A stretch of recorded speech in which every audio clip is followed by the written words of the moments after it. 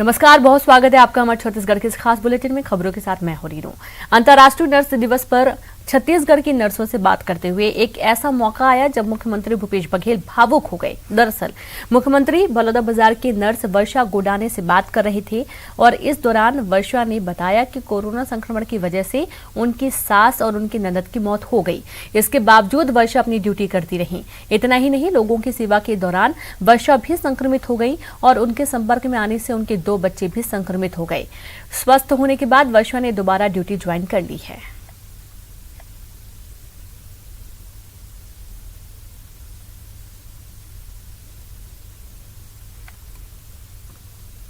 मेरे सास को और ननद को कोविड हो गया था, तो मैं तो इधर अपने बच्चे को लेके रह रही थी, ड्यूटी कर रही थी पलारी में। लेकिन वो कब उनका सेवा करते करते संक्रमित हो गए और डेथ हो गई। तो मैं गई थी 10 दिन उनका कार्यक्रम वगैरह वो कर, तो 11वें दिन मैंने फिर से अपने यहाँ ड्यूटी ज्वाइन करी। उसके बाद में हम तीनों माँ बेटे को वो हुआ, कोरोना हुआ। अभी हम लोग स्वस्थ हैं सर। 22 को हुआ था, मैंने 10 तारीख को ज्वाइन कर लिया। वर्षा जी, आपने अपनी आप बीती भी बताई और हम सब इसे द्रवित भी हो गए और ऐसे स्थिति में भी आपने अपने दायित्व का निर्वहन भी किया। जितनी भी प्रशंसा की जाए वो बहुत कम है। तो कोरोना संक्रमण के इलाज के दौरान होने वाले ब्लैक फंगस ने डॉक्टरों की मुसीबत बढ़ा दी है। इसको लेकर सीएम भूपेश बघेल ने पहले ही जरूरी निर्देश दिए हैं, जिसके बाद खाद्य और औषधि प्रशासन विभाग ने ब्लैक फंगस के इलाज में इस्तेमाल होने वाली दवाइयों को लेकर एक आदेश जारी किया है, जिसके मुताबिक सभी होलसेलर, स्टॉकिस्ट और C&F को इन दवाइयों के उपलब्धता के बारे में रोज जानकारी देनी होगी और इन दवाइयों की कालाबाजारी रोकने के लिए भी कड़े निर्देश दिए गए। उधर डॉक्टर ब्लैक फंगस को कोरोना से ज्यादा खतरनाक बता रहे हैं। इससे मरीजों की जान जाने का खतरा भी बहुत ज्यादा रहता है। सबसे पहले जरूरी है कि उनकी जो मेन कंडीशन होती है, मतलब diabetes most of the time, उसको कंट्रोल में लाना बहुत जरूरी है। Sugar control, blood sugar control, और वो इंसुलिन के द्वारा या जैसे भी दवाई के द्वारा करना होता है। सिमिलरली अगर उनके यूरिया क्रिएटिनिन बढ़ा है या किडनी के कोई फंक्शंस में प्रॉब्लम है तो उसको भी कंट्रोल किया जाता है। ये पहली बात। दूसरा, एंटीफंगल ड्रग्स दिए जाते हैं और इसमें जो सबसे ज़रूरी ड्रग होता है वो IV एम्फोटेरिसिन होता है। और ये एक एंटीफंगल ड्रग है जो कि बहुत कारगर है, मगर उसके अपने साइड इफ़ेक्ट होते हैं, इसलिए उसको हॉस्पिटलाइज्ड मरीजों में ही दिया जाता है और डॉक्टरी देखरेख में ही देना होता है। और उसके बाद तीसरा होता है सर्जरी।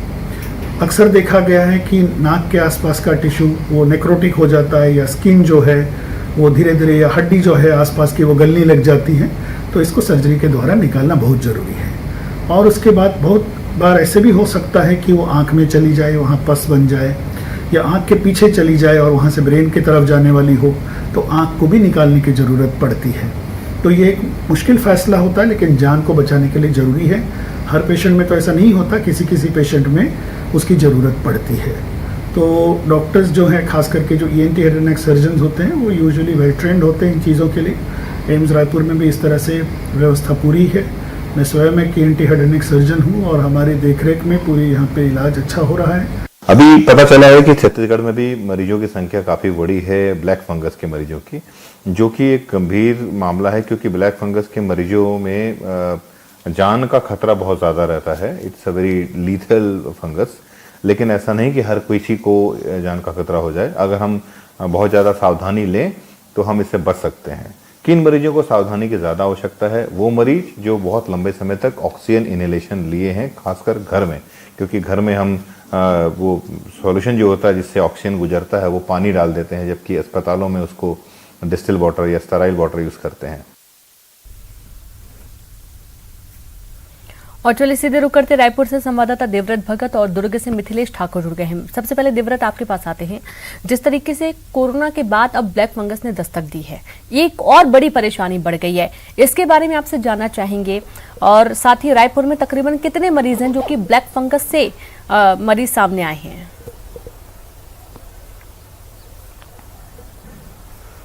जी बिल्कुल, तकरीबन 15 मरीजों का इलाज जो है वो रायपुर के एम्स में चल रहा है और एक मरीज की मौत भिलाई में हुई है।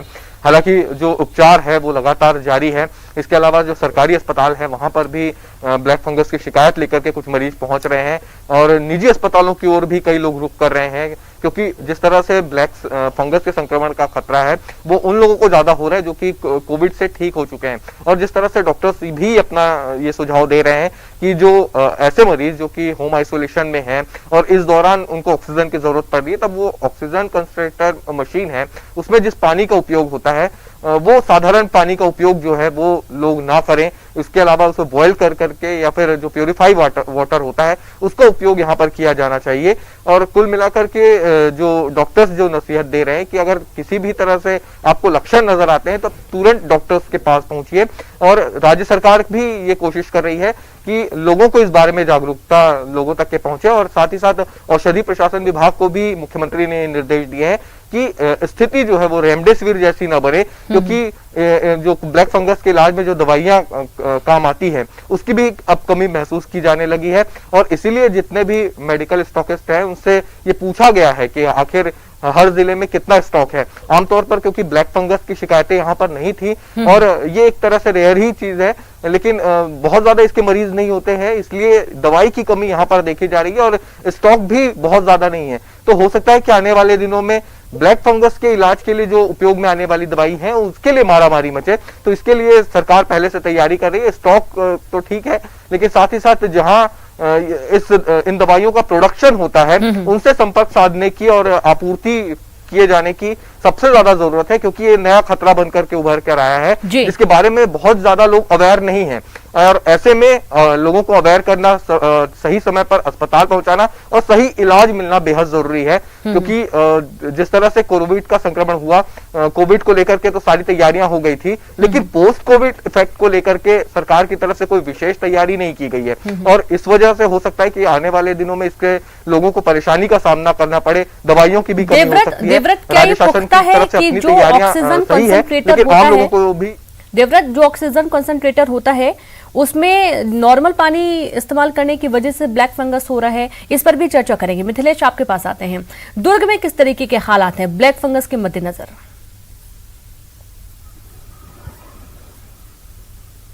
रेणु, बताना चाहूंगा कि ब्लैक फंगस का ये पहला मामला सामने आया था जब प्रदेश में पहली मौत जो है वो भिलाई इस्पात संयंत्र में काम करने वाले एक कर्मचारी की हुई है। तो इस तरह से एक पहला ये मामला आया है और भी कई मामले हो सकते हैं। अब जब ये पहला मामला सामने आ गया है उसके बाद में जो है स्वास्थ्य विभाग पूरी तरह से अलर्ट हो गया है और जितने भी जो मेडिकल स्टाफ है उनको एक इंस्ट्रक्शन दिया गया है कि यदि वे पूरी तरह से सावधानी रखें और साथ ही जो जिन मरीजों को ऑक्सीजन लगता है वो उसमें खास तौर पर देखा जाए कि ऑक्सीजन जो लग रहा है और उसमें जो मास्क लग रहा है वो हर ऑक्सीजन सिलेंडर के साथ में बदला जाए। इसके अलावा जो जिस तरह से देखा गया है कि कोरोना मरीजों के जो ठीक हो जाते हैं उसके बाद में ये इस तरह की बीमारी आ रही है, तो उनके लिए पोस्ट कोविड यहाँ पर जो सेंटर बनाया गया है, यहाँ पर 24 घंटे जो है वो अनुभवी डॉक्टर हैं जो लोगों की काउंसलिंग करके लोगों को बताएंगे कि वो किस तरह के सावधानी उनको रखना है, क्योंकि जिस तरह से इम्यूनिटी कम हो जाती है उसके बाद में ब्लैक फंगस का आक्रमण होता है। तो इसलिए ये बेहद जरूरी हो जाता है कि उनको सही मार्गदर्शन मिले, सही काउंसलिंग मिले, ताकि यदि वो किसी भी तरह से कोई इन्फेक्ट जिसमें आता है उनको नजर आता है तो वे तत्काल इसकी रोकथाम के लिए प्रयास करें। और चिकित्सकों ने यह भी अपील की है कि यदि थोड़ी भी इसमें कोई भी लक्षण पाए जाते हैं तो वे तत्काल अपने नजदीकी स्वास्थ्य केंद्र में पहुंचे या फिर अपने चिकित्सक से संपर्क करें, क्योंकि जिस तरह से ये काफी तेजी से जिस तरह से कोरोना फैला था उसके बाद में जब ये ब्लैक फंगल जो आया है वो काफी तेजी से फैलने वाली बीमारी है। कोविड से ठीक होने के बाद भी मरीजों को सख्त जरूरत है खुद का ख्याल रखने की ब्लैक फंगस से बचने के लिए। बहुत शुक्रिया आप दोनों का तमाम जानकारी के लिए। और ये बहुत अहम है कि आप अपना पोस्ट कोविड होने के बाद, कोविड से ठीक होने के बाद भी आप अपना ख्याल रखें ताकि आप दोबारा इससे संक्रमित ना हो। रायपुर से अहम खबर है, जहां पर कोरबा में बायोलॉजी लैब का शुभारंभ स्वास्थ्य मंत्री टीएस सिंहदेव ने किया शुभारंभ। लोगों को मिलेगी सुविधा, समय पर होगा लोगों का कोरोना टेस्ट और अब जल्दी मिलेगी RT-PCR रिपोर्ट। संक्रमण का पता लगाने और कॉन्ट्रैक्ट ट्रेसिंग में भी मदद मिलेगी।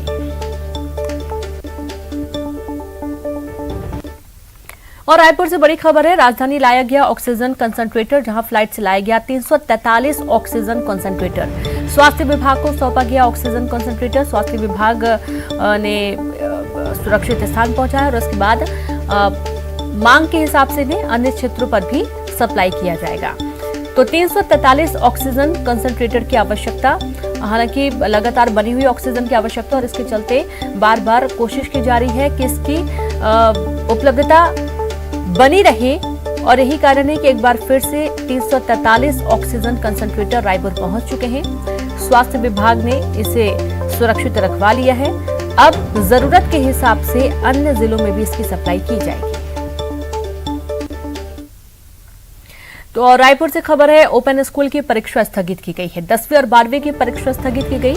माध्यमिक शिक्षा मंडल ने आदेश जारी किया है, जहां कोरोना संक्रमण के कारण लिया गया फैसला 24 मई से 15 जून तक प्रस्तावित थी परीक्षा। तो 24 मई से 15 जून तक प्रस्तावित थी परीक्षा, लेकिन अब इसे स्थगित किया गया है। जिस तरीके से कोरोना के बहुत ज्यादा मामले सामने आए, हालात बेकाबू हुए, लॉकडाउन भी लगाया गया। हालांकि अभी स्थिति थोड़ी सी काबू में है, लेकिन अभी ओपन स्कूल की जो परीक्षाएं हैं उसे स्थगित किया गया है। तो वहीं रायपुर में कैदियों को लगाई गई वैक्सीन। केंद्रीय जेल में लगाया गया टीका, 60 कैदियों को वैक्सीन लगाई गई है। क्योंकि जो जेल में कैदी हैं वो भी कई बार देखा गया है कि कोरोना की चपेट में आए हैं। कुछ कैदियों की मौत की भी खबर सामने आई थी और उसके बाद अब चूंकि जेल में जो कैदी हैं, यदि वे संक्रमित होते हैं, वे अस्वस्थ होते हैं, तो अन्य लोग भी इससे प्रभावित हो सकते हैं, संक्रमित हो सकते हैं। और यही कारण है कि 60 कैदियों को भी वैक्सीन लगाई गई है और वैक्सीन लगाने का जो सिलसिला है वो जेलों में भी जारी रहेगा। छत्तीसगढ़ में कोरोना के नए मरीजों के मिलने का सिलसिला जारी है। पिछले 24 घंटे में प्रदेश में 10,150 कोरोना के नए मामले सामने आए हैं।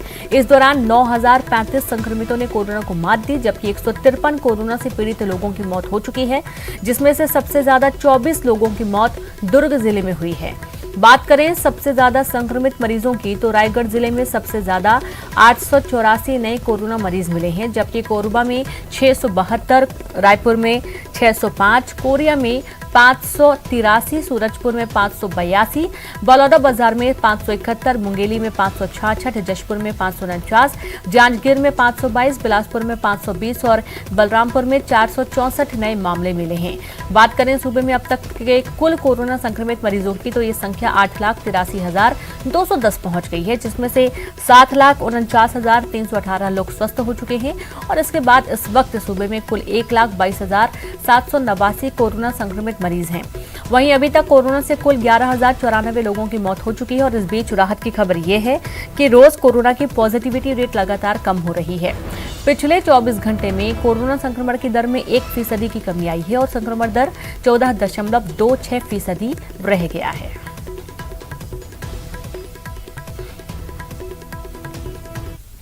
छत्तीसगढ़ में वैक्सीन की कमी को लेकर एक बार फिर से सियासत तेज हो गई है। पूर्व स्वास्थ्य मंत्री और बीजेपी प्रवक्ता अजय चंद्राकर ने एपीएल वर्ग का टीकाकरण बंद होने पर सरकार पर निशाना साधा। उन्होंने ट्वीट कर कहा कि टीकाकरण बंद हो गया है, कब शुरू होगा ये भगवान भी नहीं जानते।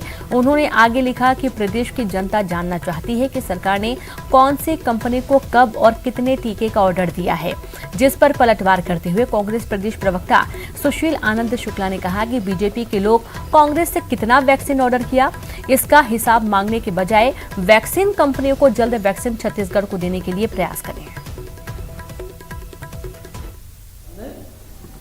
वैक्सीन कंपनियों को 75 लाख वैक्सीन खरीदने का ऑर्डर दिया है, जिसमें से 5 लाख वैक्सीन का एडवांस पेमेंट 15 करोड़ रुपए दिया जा चुका है। लेकिन आज तक वैक्सीन कंपनियों के द्वारा छत्तीसगढ़ को एक भी डोज टीका जो हमने 75 लाख का ऑर्डर दिया है उससे नहीं दिया गया। भारतीय जनता पार्टी के नेता वैक्सीन कंपनियों की दलालों की भांति बात करने के बजाय अपनी केंद्र सरकार को बोले कि छत्तीसगढ़ को टीका उपलब्ध करवाए। लगातार वैक्सीन कंपनियों को के हितों में बात जो कर रहे हैं, कितना पैसा जमा किया गया, कितना एडवांस जमा किया गया, सारी वस्तुस्थिति क्लियर की जा चुकी है। उसके बाद भी भारतीय जनता पार्टी के नेता जिस प्रकार बयान दे रहे हैं, ऐसा लग रहा है कि वे राजनीतिक दल के लोग नहीं है, बल्कि वैक्सीन कंपनियों के एजेंट बन चुके हैं। सुकमा जिले के मानकापाल में बने हुए नए पुलिस कैंप का ग्रामीण विरोध कर रहे हैं। आसपास पंचायतों के ग्रामीण भी कैंप का विरोध कर रहे हैं। ग्रामीणों का कहना है कि पंचायत के प्रमुख लोगों ने प्रस्ताव पारित कर कैंप नहीं खोलने की मांग की थी, उसके बाद भी कैंप खोल दिया गया। विरोध जताने के लिए मानकापाल में सैकड़ों ग्रामीण जुटे। वहीं जिले के एसपी KL ध्रुव का कहना है कि मानकापाल कैंप खोलने से इलाके में विकास की रफ्तार बढ़ेगी। गाँव में PDS, जल और सरकारी योजनाएं शुरू की जाएंगी। नदी पर पुल पुलियों का निर्माण होगा। इलाके में सड़कें बनाई जाएंगी। नक्सली ग्रामीणों को बहलाकर विरोध करा रहे हैं। बंद करो। अगर कैंप लाना भी था तो लॉकडाउन के बाद लाते। ग्राम पंचायत वालों के मतलब बिना परमिशन के बगैर यहाँ कैंप लाए। और एक बार अगर पंचायत के बड़े बड़े सियान सदर या सरपंच जो भी हो उनसे बात करते, बिना बात करे ही अचानक से यहाँ ला के कैंप डाल दिए, तो ये ठीक नहीं है सर। मनकापाल में इकट्ठा हुए और कैंप के विरोध में लिखित में ज्ञापन दिए कि हम लोगों के अनुमति के बगैर कैसे कैंप खोला गया। लोगों को समझाया गया कि भाई कैंप खुलने से शासन के जो विकास कार्य हैं वो गांव तक पहुंचता है। अभी जैसे आप देखे होंगे कि सड़क पहुंच रहा है, पुल पुलिया बन रहा है। गांव वालों को बताया गया कि कैंप स्थापित करने से आपको किसी प्रकार की परेशानी नहीं होगी। आपका यानी कि पूरा जो कैंप में रहेंगे जो सुरक्षा बल वो आपका सहयोग करेंगे और किसी प्रकार के यानी कि कोई भी ग्रामीण को हमारे कैंप वाले परेशान करते हैं तो वो हमको यानी कि आकर के कलेक्टर को, SP को बता सकते हैं। और दिल्ली से बड़ी खबर है, जहां इंटरनेशनल ड्रग्स रैकेट का भंडाफोड़ हुआ। दिल्ली पुलिस की स्पेशल सेल की टीम की बड़ी कार्रवाई। 2 अफगानी तस्कर समेत 5 लोग गिरफ्तार हुए। 250 करोड़ की हेरोइन जब्त की गई। बाटला हाउस इलाके में अवैध तौर पर फैक्ट्री चल रही थी, जहां से इस ड्रग्स से जुड़े धंधे को अंजाम दिया जा रहा था। तो खबर दिल्ली से है, जहां पर बाटला हाउस इलाके का पूरा मामला बताया जा रहा है और यहां पर बड़ी मात्रा में ड्रग्स पकड़ा गया है। इंटरनेशनल ड्रग्स रैकेट का भंडाफोड़ हुआ है। ब्रेक के बाद एक बार फिर से आप सभी का स्वागत है। जब आप मुश्किल में हो और मदद की दरकार हो, ऐसे में आपकी मदद के बजाय लोग विपत्ति में संपत्ति जोड़ने लगे तो अफसोस होता है। तस्वीरें बिलासपुर के रतनपुर बाईपास रोड की हैं, जहां टमाटर लदा पिकअप वाहन जल्दी मंडी पहुंचने के चक्कर में बेकाबू होकर पलट गया। पिकअप वाहन के पलटने की खबर जैसे ही आसपास के लोगों को लगी, वो मौके पर पहुंचे, टोकरी और थाला लेकर पहुंच गए। फिर क्या था, जिसे जितना मौका मिला उसने उतना टमाटर बटोर लिया। किसी ने भी इस बात की जहमत नहीं उठाई कि वो हादसे में चोटिल हुए ड्राइवर और क्लीनर का हाल चाल जाने। इस बस लोग फ्री में अपनी टोकरी और थैला टमाटर से भरने में मशगूल रहे। पुरुष तो पुरुष, महिलाएं भी फ्री का टमाटर ढोने में पीछे नहीं रहीं और जिसे जितना टमाटर मिला उठाकर अपने घर ले गए।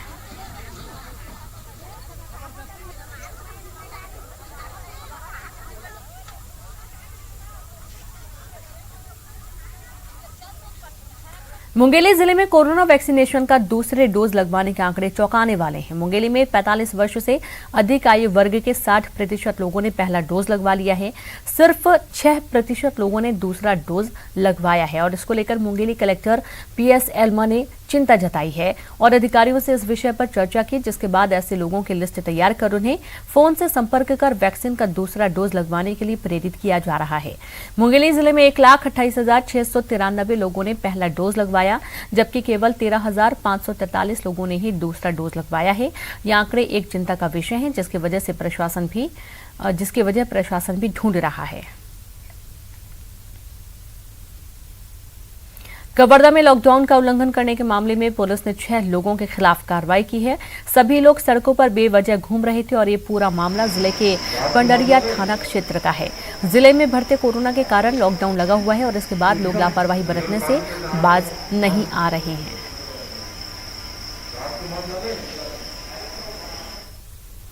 राजनांदगांव जिले के अजूनी गांव स्थित प्राथमिक स्वास्थ्य केंद्र के वैक्सीनेशन सेंटर पर बड़ी लापरवाही सामने आई है। यहां टीकाकरण के बाद लोगों को बुखार की दवा देने की बजाय स्वास्थ्य कर्मचारियों ने डायबिटीज की दवा दे दी। 11 मई दिन मंगलवार को टीकाकरण के बाद बुखार के लिए दिए जाने वाला पैरासिटामोल गोली के बदले शुगर के रोगियों को दी जाने वाली टैबलेट दे दी गई। दवाई खाने के बाद कई लोगों को उल्टी चक्कर समेत कई परेशानियां भी सामने आई। ग्राम रातापायली के एक परिवार के 5 लोगों की तबीयत बिगड़ने लगी और तब परिजनों ने दवाई की जांच कराई तो पता चला कि उन्हें शुगर की दवाई मेटफॉर्मिन दी गई है। मामले का खुलासा होते ही गांव में बवाल मच गया। स्वास्थ्य विभाग के अधिकारी इस मामले में अब जांच की बात कह रहे हैं। दुर्ग के एक जिम में अजगर मिलने से हड़कंप मच गया। गनीमत ये रही कि समय रहते जिम संचालक की नजर कुंडली मारकर बैठे 12 फीट लंबे अजगर पर पड़ गई, जिसके बाद अजगर का रेस्क्यू किया गया।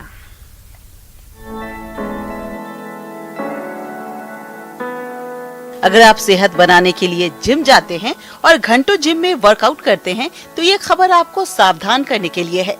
जी हाँ, दुर्ग के एक जिम में कुछ ऐसा ही हुआ जब जिम के कर्मचारी ने देखा कि ट्रेडमिल के नीचे कुछ हलचल हो रही है। फिर क्या था, जिम के मैनेजर ने कर्मचारी की मदद से ट्रेडमिल को हटाया तो देखा कि वहाँ पर करीब 12 फीट लंबा एक अजगर कुंडली मारकर बैठा है और फुफकार मार रहा है। जिम के संचालक ने बताया कि जिस ट्रेडमिल के नीचे अजगर छिपा था वो मशीन लंबे समय से खराब थी और आज जब जिम की सफाई हो रही थी तब वहाँ से फुफकारने की आवाजें सुनाई पड़ी, जिसके बाद ट्रेडमिल को हटाकर चेक किया गया तो वहाँ पर अजगर बैठा मिला। जिसके बाद नोवा नेचर संस्था जो सांपों को पकड़कर सुरक्षित जगहों पर छोड़ती है उसकी टीम को बुलाया गया। टीम ने अजगर को वहाँ से रेस्क्यू कर जंगल में छोड़ा। कोरोना महामारी में कोरोना टीका संजीवनी बन चुका है। लोग टीके के लिए अपनी बारी का इंतजार कर रहे हैं। ओडिशा के भुवनेश्वर में लोगों को इंतजार से बचाने के लिए ड्राइव थ्रू वैक्सीनेशन शुरू किया गया है।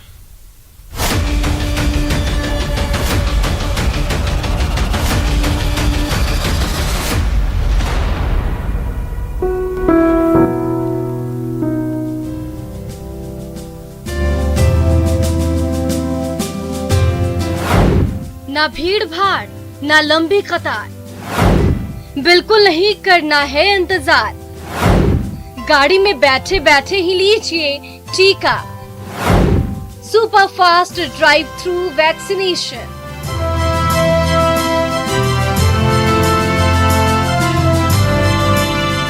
ओडिशा के भुवनेश्वर में ड्राइव थ्रू वैक्सीनेशन कमाल की साबित हो रही है। लोगों में टीका केंद्रों पर भीड़ भाड़, लंबा इंतजार और लंबी कतार के डर को ड्राइव थ्रू वैक्सीनेशन ने जड़ से खत्म कर दिया है। साथ ही वैक्सीनेशन भी सुपर फास्ट स्पीड से होता है। हमें ड्राइव इन कैंप टी करिछु एवं आज हमें 400 लोकंकर स्लॉट छाड़ीथिलु। काली 5टा बेले ओपन होइतिला एवं गोटे घंटा मध्य रे ता कंप्लीट हो जाइतिला। पूरा डिटेलिंग चेक करछु। हम स्टाफ अछि, स्टाफ संगे हमें बीएमसी टीम संगे काम करूछु और जेते हेई पारे चेष्टा करछु सेवा कर। कोरोना के खिलाफ टीकाकरण अभियान में भारत ने अमेरिका और चीन को पीछे छोड़ दिया है।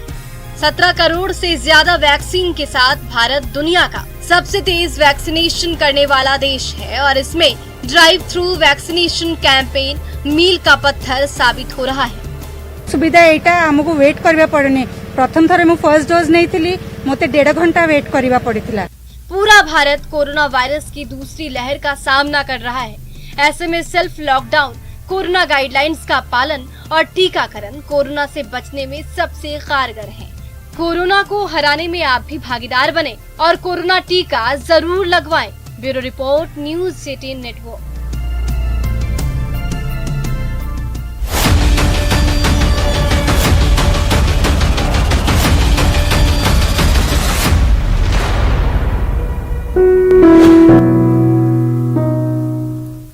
और खबर रायपुर से, जहां पर राज्य सरकार ने निर्माण कार्य पर लगाई रोक। नए राजभवन, सीएम हाउस पर रोक लगाई गई। नवा रायपुर के सभी प्रमुख निर्माण कार्यों पर रोक लगी है। नए विधानसभा भवन के लिए जारी निविदाएं निरस्त की गई। कोरोना काल में शासन ने मितव्ययता के लिए उठाए कड़े कदम।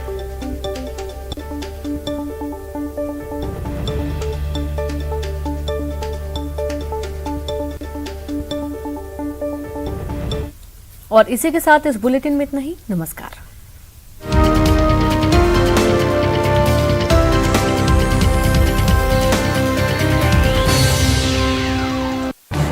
इस न्यूज हेडलाइंस के प्रायोजक